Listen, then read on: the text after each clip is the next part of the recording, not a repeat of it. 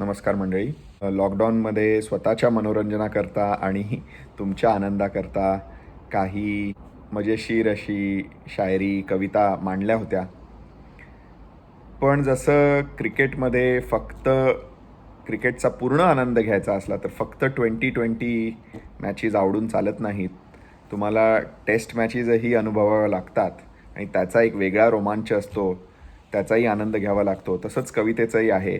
Light कविता पण छान असतात, पण आनंद घ्यायला महाकाव्य त्याचाही आनंद घेण्यात तितकीच गंमत असते, तितकीच मजा असते. तर त्या अनुषंगाने मी तुमच्यासमोर आज एक हिंदीमधली मला आवडणारी, खूप आवडणारी रामधारी सिंग दिनकरांची यांचा 52 साली रश्मिरथी म्हणून एक काव्यसंग्रह प्रकाशित झाला. तो खूप गाजला. तो कर्णाच्या आयुष्यावर आहे. महाभारतातले सगळे प्रसंग आहेत, त्याच्यातला एक सेक्शन मी तुमच्यासमोर मांडणार आहे. पण गमतीची गोष्ट अशी, तसंच गदिमांनी आणि सुधीर फडक्यांनी 55 साली गीत रामायण ऑल इंडिया रेडिओवर महाराष्ट्रात आलं. तर ही गोष्ट खूप इंटरेस्टिंग वाटली की काय दिनकर गदिमांना ओळखत होते का? एकमेकांना हे दोन महाकवी प्रेरित करत होते का? की हा नुसताच योगायोग आहे, कोणास ठाऊक. तर जो प्रसंग मी तुमच्यासमोर मांडणार आहे, कृष्ण की चेतावनी असं तो सेक्शन आहे रश्मिरथीमधला. श्रीकृष्ण कौरवांच्या दरबारात दुर्योधनासमोर याचना मांडायला जातात आणि दुर्योधन केवळ नाही म्हणत नाही, पण श्रीकृष्णाची अटक करायचा तो प्रयत्न करतो. आणि तो सगळा प्रसंग आणि श्रीकृष्ण मग काय सांगतात, तो सगळा प्रसंग सुंदर प्रकारे दिनकरांनी मांडलेला आहे. सादर करतो. त्याला कवितेला एक लय आहे म्हणून मी एकसारखं इंटरप्ट करणार नाही, कारण नाहीतर त्याची मजा जाईल. पण दर कडव्यामध्ये मी थोडा ब्रेक घेईन आणि मराठीत जर हिंदी काही मला वाटले की जड शब्द आहेत जे मला जड गेले होते पहिल्यांदा समजून घेण्यात, ते मी थोडं एक्सप्लेन करून तुमच्यासमोर मांडण्याचा प्रयत्न करीन. तर सुरुवात करूया. कृष्ण की चेतावनी. वर्षों तक वन में घूम घूम बाधा विघ्नों को चूम चूम, सहधूप घाम पानी पत्थर पांडव आए कुछ और निखर, सौभाग्य न सब दिन सोता है देखें आगे क्या होता है. तो श्रीकृष्ण दरबारात आता पोचलेत. मैत्री की राह बताने को, सबको सुमार्ग पर लाने को, दुर्योधन को समझाने को, भीषण विध्वंस बचाने को, भगवान हस्तिनापुर आए पांडव का संदेशा लाए.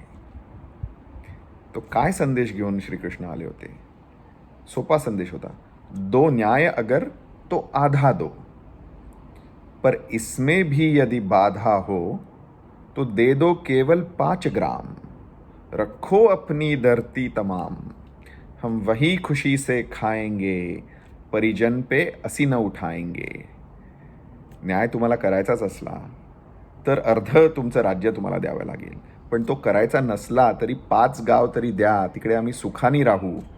दुर्योधन वह भी दे न सका, आशीष समाज की ले न सका, उल्टे हरि को बांधने चला, जो था असाध्य साधने चला. जब नाश मनुज पर छाता है, पहले विवेक मर जाता है. किती सुंदर कल्पना आहे. मग काय झालं? श्रीकृष्णाने काय केलं? हरिने भीषण हुंकार किया, अपना स्वरूप विस्तार किया, डगमग डगमग दिग्गज डोले, भगवान कुपित होकर बोले, जंजीर बढ़ाकर साध मुझे, हाँ हाँ दुर्योधन बांध मुझे. तर आता श्रीकृष्णाने चॅलेंज ठेवलेलं आहे की तुला मला बांधायचं तर बांधून दाखव. साखळ्या तुझ्या घेऊन ये, बघ तू बांधू शकतोस का.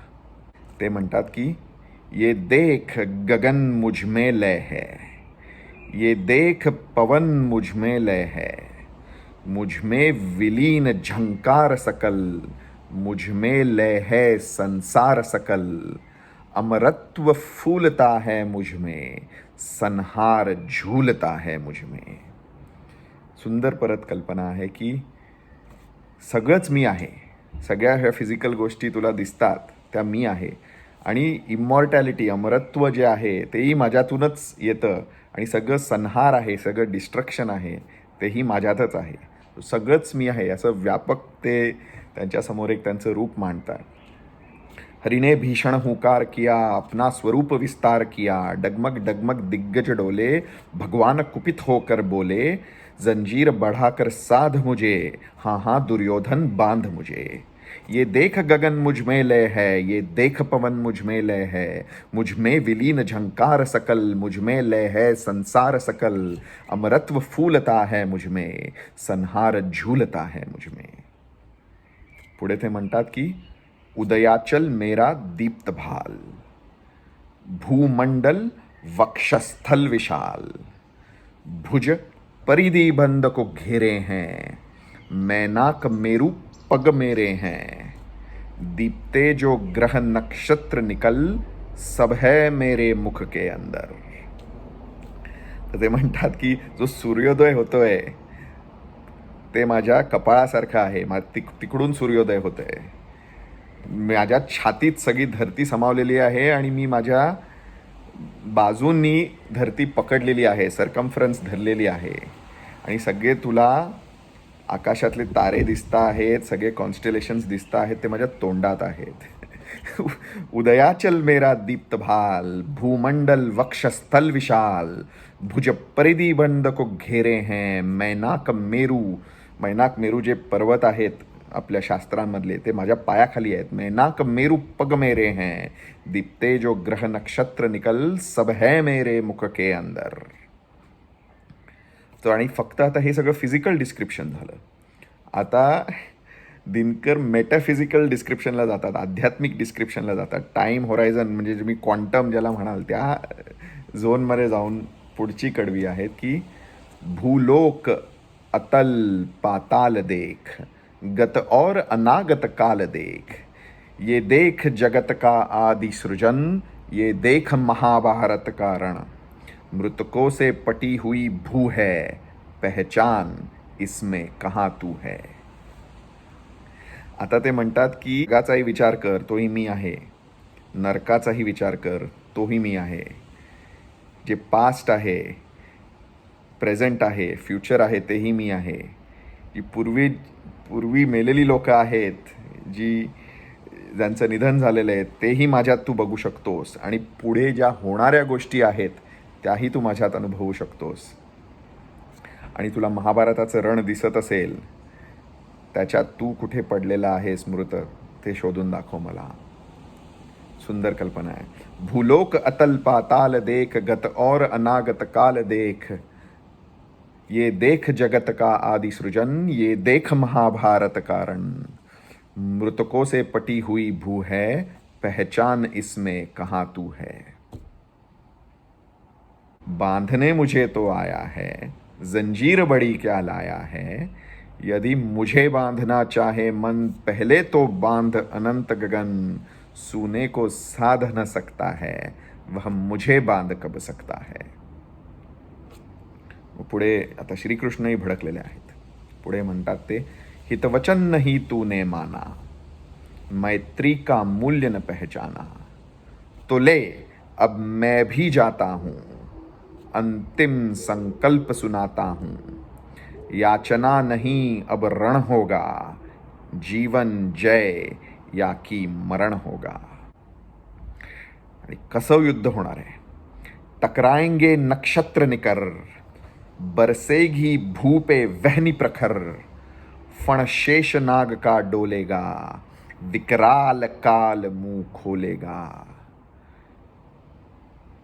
दुर्योधन रण ऐसा होगा, फिर कभी नहीं जैसा होगा.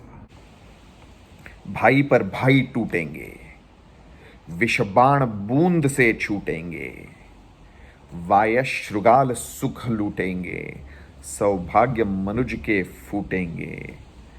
आखिर तू भूषाई होगा, हिंसा का पर दाई होगा. वायश्रुगाल म्हणजे कावळे आणि गिधाडं फक्त तेच आनंद लुटू शकणार आहेत एवढी परिस्थिती आहे, कारण एवढी लोकं मेलेली असणार आहे, एवढं मांस जमिनीवर पडलेलं असणार आहे. आणि मनुष्य जातीचं सौभाग्यच तुटल्यासारखं होणार आहे. आणि ह्याचा जबाबदार मी नाही किंवा पांडव नाही, या हिंसेसाठी जबाबदार तू असणार आहे. सगळेच घाबरले सभेतली लोक. फक्त धृतराष्ट्र आणि विदुरला खरं श्रीकृष्णाची किंमत माहिती होती आणि त्यांना ते आनंदी होते की आपलं काही वाईट होणार नाही, आपणही श्रीकृष्णाचे भक्त आहोत. आणि म्हणून ते निर्भय होते. सुंदर आहे.